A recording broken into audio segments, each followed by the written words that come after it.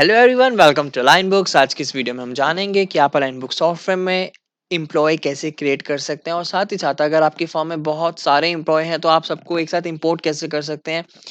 चलिए जानते हैं। तो उसके लिए सिंपली आपको क्या करना है, एम्प्लॉय मॉड्यूल में जाना है and then employ master. Employ master में जाने के बाद सिंपली आपको क्रिएट न्यू एम्प्लॉय पे क्लिक करना है अगर आप कोई भी एम्प्लॉय क्रिएट करना चाहते हैं तो। क्रिएट न्यू एम्प्लॉय पे क्लिक करती है आपके सामने एम्प्लॉय मास्टर की विंडो ओपन हो चुकी है जिसके अंदर आप एम्प्लॉय का नेम मेंशन करेंगे और उसकी बेसिक डिटेल्स। लेट्स सपोज मेरा एक एम्प्लॉय है जिसका नेम है आकाश, उसके फादर का नेम, मदर का नेम, मैरिटल स्टेटस, मैरिड है या अनमैरिड है, स्पाउस का नेम, उसके anniversary date, religion, date of birth, उसका जेंडर, ब्लड ग्रुप, नेशनैलिटी, उसका कार्ड नंबर। अगर आपकी कंपनी कार्ड प्रोवाइड करती है तो आप अपना कार्ड नंबर यहाँ पे मेंशन करेंगे। अब उसका पॉइंट आता है एम्प्लॉय के एड्रेस इन्फॉर्मेशन का जिसके अंदर एम्प्लॉय का कंप्लीट आपको एड्रेस मेंशन करना होगा। अगर उसका टेम्परेरी एड्रेस परमानेंट एड्रेस से सेम है तो डायरेक्टली आप कॉपी फ्रॉम टेम्परेरी पे क्लिक करके as it is address copy कर सकते हैं। आपको दोबारा से मैन्युअली मेंशन करने की रिक्वायरमेंट नहीं है। देन पॉइंट आता है इमरजेंसी कॉन्टैक्ट डिटेल का। यहाँ पे आप एम्प्लॉय के इमरजेंसी कॉन्टैक्ट डिटेल मेंशन करेंगे। अब पॉइंट आता है ऑफिशियल इन्फॉर्मेशन का जो कि आप एम्प्लॉय से कलेक्ट करते हैं कि एम्प्लॉय आपका मेट्रो सिटी में है, नॉन मेट्रो सिटी में है, एम्प्लॉय की ज्वाइनिंग डेट क्या है, कंफर्मेशन डेट। अगर आपका कंपनी के अंदर प्रोबेशन टाइम पीरियड है तो प्रोबेशन टाइम पीरियड के अकॉर्डिंगली आप यहाँ पे कंफर्मेशन डेट मेंशन करेंगे। लेट्स सपोज मेरी कंपनी में उस एम्प्लॉय की ज्वाइनिंग जो हुई है 3 जनवरी को ज्वाइनिंग हुई है और प्रोबेशन पीरियड जो है 2 महीने का है। तो जो कंफर्मेशन डेट होगी जनवरी के बाद की 2 महीने की होगी, मतलब जनवरी, फरवरी, मार्च में 3 तारीख को उसकी कंफर्मेशन डेट होने वाली है।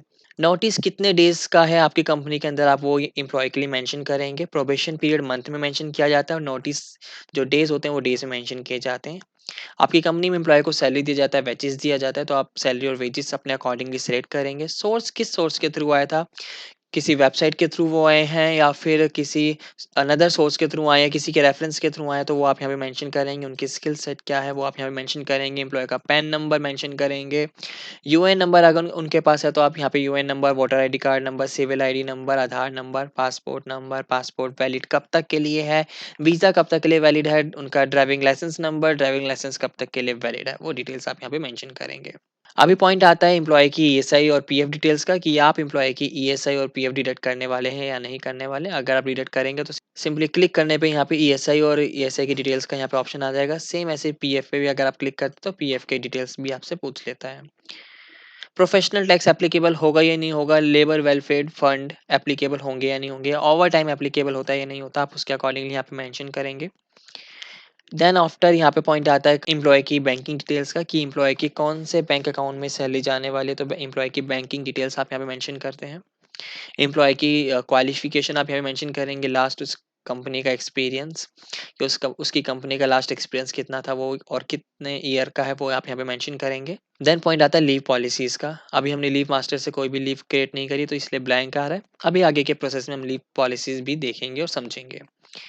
देन पॉइंट आता है इफेक्टिव फ्रॉम का। मेरी इफेक्टिव जो सैलरी होगी मेरी ज्वाइनिंग डेट से ही इफेक्ट करेगी, तो मैंने यहाँ पे इफेक्टिव की ही डेट मेंशन कर दी है। मेरी एम्प्लॉय की बेसिक सैलरी कितने होने वाली है, जैसे लेट्स सपोज मेरे एम्प्लॉय की जो सैलरी होगी 50,000 मेरी बेसिक सैलरी होगी एम्प्लॉय की, जिसमें से कि मैं 10,000 का उनको एचआरए भी देने वाला हूँ। तो एम्प्लॉय की टोटल सैलरी होगी 60,000 जिसमें से कि टीडीएस लगने वाला है 1,200 रुपये का। तो वो मेरी सैलरी में से माइनस हो गया क्योंकि 1,200, क्योंकि टीडीएस जो हमेशा मेरी सैलरी में से माइनस होगा। Then posting and custom field का ऑप्शन आता है जिसके अंदर आप इफेक्टिव डेट डालेंगे कि मेरे एम्प्लॉय की जो सैलरी प्रोसीजर है या फिर अनदर जो मेरी पोस्टिंग्स हैं वो कहाँ कब से इफेक्ट करने वाली, तो 3 तारीख से इफेक्ट करेंगी। एम्प्लॉय का डिपार्टमेंट कौन सा है, तो वो आईटी डिपार्टमेंट के लिए हायर हो रहा है। एंड डेजिनेशन क्या रहने वाली है, डेजिनेशन जो भी होगी उनकी वो आप यहाँ पे मेंशन करेंगे। आईटी हेड है उनकी डेजिनेशन। कैटेगरी किस कैटेगरी में आप रखना चाहते हैं तो अपने अकॉर्डिंगली आप कैटेगरी यहाँ से क्रिएट कर सकते हैं। लेट्स सपोज मैंने ए कैटेगरी क्रिएट कर दिया तो मैंने इनको एक ए कैटेगरी में मैंने इनको रख दिया है। देन यहाँ पे पॉइंट आता है लेट इन का और अर्ली आउट का। बेसिकली इसका मतलब क्या है कि आप अपने एम्प्लॉयज़ के लिए पंचिंग लेट सिस्टम मेंशन कर सकते हैं। जस्ट फॉर एग्जांपल मैंने यहाँ पे लेट इन पंच क्रिएट किया और मैंने यहाँ पे इसको मेंशन कर दिया लेट इन मॉर्निंग। देन मैंने यहाँ पे मेंशन कर दिया कि अगर आप 30 मिनट लेट आते हैं तो आपका 1 पॉइंट कट जाएगा। अगर आप 60 मिनट लेट आते हैं तो आपके 2 पॉइंट कट जाएंगे। अगर आप 90 मिनट लेट आते हैं तो आपके 3 पॉइंट कट जाएंगे। पूरे मंथ में आप कितने पॉइंट प्रोवाइड करने वाले हैं, तो मैं 3 मंथ में पॉइंट्स अलाउड करने वाला हूँ। पॉइंट फॉर डे डिडक्शन, एक दिन में कितने पॉइंट डिडक्ट होने चाहिए, तो सिर्फ एक ही पॉइंट डिडक्ट होगा। तो अगर मेरा कोई भी एम्प्लॉय, मतलब ये मेरे जो एम्प्लॉय हैं, अगर 30 मिनट लेट आते हैं तो उनका 1 पॉइंट कट जाएगा। पूरे महीने में सिर्फ 3 पॉइंट को यूज़ कर सकते हैं, और अगर 3 पॉइंट से भी ज़्यादा अगर इनके यूज़ हो गए तो इनकी सैलरी कटना शुरू हो जाएगी। तो इस तरीके से आप यहाँ पे क्रिएट कर सकते हैं। सेम ऐसी अर्ली आउट का भी प्रोसीजर, अर्ली आउट अगर कोई एम्प्लॉय जल्दी चला गया, पंचिंग टाइम से पहले वो चला गया, तो उसकी सैलरी में से आप पॉइंट डिडक्ट कर सकते हैं। आपके ऑफिस में कितनी शिफ्ट्स चलती हैं, तो अपने अकॉर्डिंगली आप शिफ्ट क्रिएट करेंगे, मॉर्निंग इवनिंग जितनी शिफ्ट होती हैं। लेट्स सपोज मेरी एक शिफ्ट है मॉर्निंग की, जिसकी टाइमिंग है सुबह 9:55 की, तो मैंने यहाँ पे 9:55 सेलेक्ट कर लिया। और जो शाम की इवनिंग की टाइमिंग होगी वो 6:30 की होगी, तो हम इसको 6:30 कर देते हैं। तो इस तरीके से आप अपनी शिफ्ट्स क्रिएट कर सकते हैं सॉफ्टवेयर के अंदर। इस एम्प्लॉय की रिपोर्टिंग किसको होने वाली है, तो रिपोर्टिंग पर्सन का आप यहाँ पे नेम मेंशन करेंगे and then just save. Save के बटन पे क्लिक करते ही आपका एम्प्लॉय सेव हो जाएगा। अब यहाँ पे पॉइंट आता है कि मेरा अगर कोई एक एम्प्लॉय होगा तो मेरा ईजिली क्रिएट हो जाएगा। बैकएंड पे देख भी पा रहे हैं, तो आकाश नाम से मेरा एम्प्लॉय लिस्ट में ऐड हो चुका है। लेकिन अगर मेरे को एम्प्लॉय को बल्क में इंपोर्ट करना होगा, मतलब अगर ये तो एक एम्प्लॉय था जो इजीली क्रिएट हो गया, लेकिन बल्क में एम्प्लॉयज़ को क्रिएट करना हो तो कैसे करेंगे? तो सिंपली आपको इंपोर्ट के साइड में ड्रॉप डाउन का बटन दिख रहा है, इस पे आप क्लिक करेंगे, डाउनलोड फॉर्मेट पे क्लिक करेंगे। डाउनलोड के फॉर्मेट पे क्लिक करने के बाद आपके सामने ऐसे एम्प्लॉय की एक शीट डाउनलोड हो जाएगी, जिसमें कि मैंने यहाँ पे अपने एम्प्लॉयज़ के नेम मेंशन कर दिए, कोड मेंशन कर दिए। कोड आपके अकॉर्डिंगली आप डाल सकते हैं, अगर नहीं डालने तो आप छोड़ भी सकते हैं। एम्प्लॉय का करंट फ़ोन नंबर, बाकी की फ़ील्ड्स हैं father name, mother name, marital status, ये आप अपने अकॉर्डिंगली सिलेक्ट करेंगे। अगर आप ब्लैंक छोड़ना चाहते हैं तो ब्लैंक छोड़ सकते हैं। बट जो मैंने फ़ील्ड्स इनेबल बट जो मैंने फ़ील्ड्स को फ़िल किया, ये मैंडेटरी फ़ील्ड्स हैं जो कि आपको फ़िल करनी है।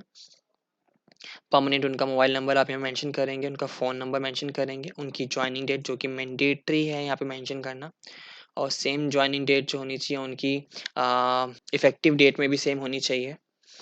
यहाँ पे मैंने एम्प्लॉय का पैन नंबर मेंशन कर दिया, उनका आधार नंबर मैंने यहाँ पे मेंशन कर दिया है।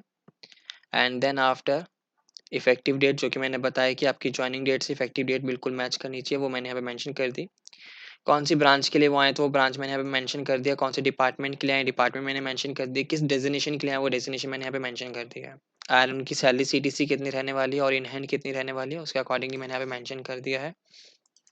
तो बस इतना ही डेटा है जो आपको यहाँ पे मेंशन करना होगा इस शीट के अंदर। जैसे आप शीट को सेव कर लेते हैं, वापस आप सॉफ्टवेयर में जाएंगे एंड देन जस्ट इंपोर्ट के बटन पे क्लिक करके सेलेक्ट फाइल पे क्लिक करेंगे। एंड देन एम्प्लॉय मास्टर जो मेरी फाइल थी, मैंने वो जस्ट ओके पे क्लिक किया। ओके पे क्लिक करते ही आप देख पा रहे हैं इंपोर्ट रिजल्ट सक्सेस 10 दिखा दिया, मतलब मेरे 10 के 10 एम्प्लॉय मेरे यहाँ पे आ चुके हैं। जस्ट मेरे को स्क्रीन को रिफ्रेश करना है, मेरे 10 के 10 यहाँ पे मेरे एम्प्लॉय आ चुके हैं। तो ये था लाइन बुक सॉफ्टवेयर के अंदर एम्प्लॉय क्रिएट करने का प्रोसेस और बल्क में एम्प्लॉयज़ को इम्पोर्ट करने का प्रोसेस।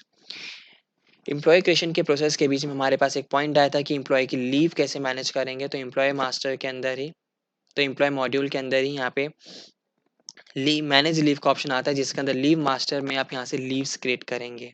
तो क्रिएट न्यू लीव पे जैसे मैंने क्लिक किया और मैंने यहाँ पे लिख दिया कैजुअल लीव। देन यहाँ से आप लीव टाइप सेलेक्ट करेंगे, लीव का टाइप क्या, तो कैजुअल लीव है। अगर अर्न लीव होती है या फिर सिक लीव होती है या अनपेड लीव है, मैटरनिटी लीव है या अदर्स की लीव है, तो आप यहाँ से अपने अकॉर्डिंगली सेलेक्ट करेंगे। क्या आपकी ये जो लीव है ट्रांसफरेबल है या नहीं है, कैशेबल है या नहीं है। जैसे मान लीजिए अगर आपका ईयर एंड हो जाता है, तो क्या ईयर एंड होने के बाद या मंथ एंड होने के बाद क्या आपकी लीव नेक्स्ट ईयर में, नेक्स्ट मंथ में फॉरवर्ड होनी चाहिए या नहीं होनी चाहिए, कैशेबल है या मतलब इस लीव के आपको पैसे मिलेंगे या नहीं मिलेंगे। अगर आपके पास लीव में बैलेंसेस बचते हैं तो इस टोटली डिपेंड कि आपने एप्लीकेबल क्या करके रखा है, ईयरली फ्लैट है, मंथली फ्लैट है। ईयरली फ्लैट होगा तो ईयर के एंड में आपके जो ट्रांसफर होंगे वो मिलेंगे, अगर आपने इसको यस करके रखा हुआ है तो। कैशेबल के केस में ईयर के एंड में आपको उसका कैश मिल जाएगा, अगर आपने इसको इनेबल करके रखा हुआ है तो। अदरवाइज आपका अगर नो करके रखा हुआ है तो उसका कोई इम्पैक्ट नहीं मिलने वाला है आपको। देन जस्ट सेव के बटन पे क्लिक कर देंगे तो आपकी कैजुअल लीव यहाँ पे ऐड हो चुकी है। तो ये था अलाइन बुक सॉफ्टवेयर के अंदर एम्प्लॉय मास्टर क्रिएट करने का प्रोसेस और बल्क में अपडेट करने का प्रोसेस। आई होप ये प्रोसेस आपको बहुत अच्छा लगा होगा और समझ में आया होगा। Thank you so much for watching, have a nice day.